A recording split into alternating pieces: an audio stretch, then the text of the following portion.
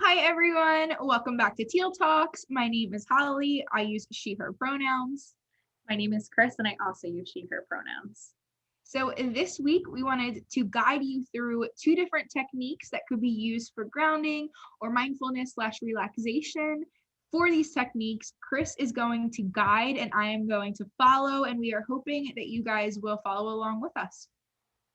So the first thing that we want to show you is a little bit about bilateral movement or bilateral stimulation. So what it does is it activates both hemispheres of our brain at the same time, which has a relaxation effect. And it helps you to get your thoughts out of or off of being stuck on whatever is worrying you or bothering you. And it helps to decrease worry. So you're going to need to find something close by to you or something around your house that has a little bit of weight to it. So I'm going to use my stress relief lotion because I don't have a water bottle here or anything. But if you have a water bottle, if you have something like that that just has a little bit of weight to it, doesn't have to be super heavy, you can grab it, and we're going to bring it kind of to the center of our bodies. And since my computer is a little lower, you don't need to necessarily be here. It could kind of be a little bit lower in the middle of your chest. Do you have a soap, Holly? I have a soap. Chris wasn't just letting me have it. We both are sponsoring Bath and Body Works right now, I think. So. This video is someday will be sponsored by Bath and Body Works. And maybe carpool karaoke mics too. I don't know, who knows. But anyway, you're going to have something with just a little bit of weight and kind of hold it towards like the center of your body. And what you're going to do is you're just going to move it from one side of your body to the other. And you're going to do it like this and just kind of extend your arm out and keep going back and forth. And you can do this just a couple of times. You don't really have to I see it's already decreasing my worry because I can't even talk while I'm doing it. I'm just so distracted. So relaxed. But you can just do this a couple of times and until you feel better, until you're feeling a little less stuck on whatever might be bothering you.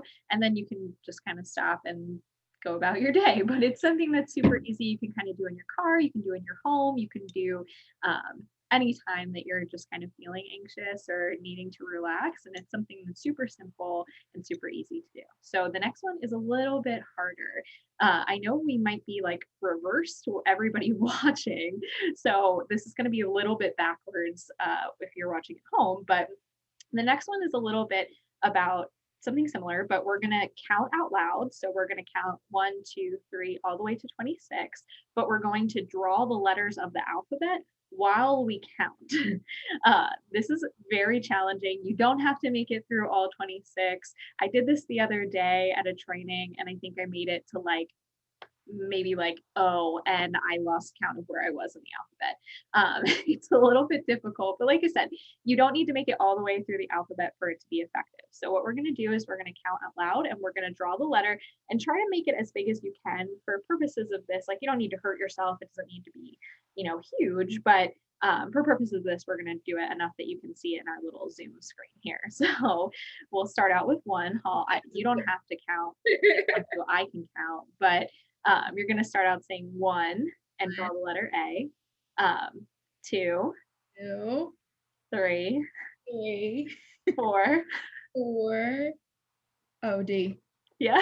5, 6, 6, 7. 7. We're on G. Yeah. I thought we were on F. 8. The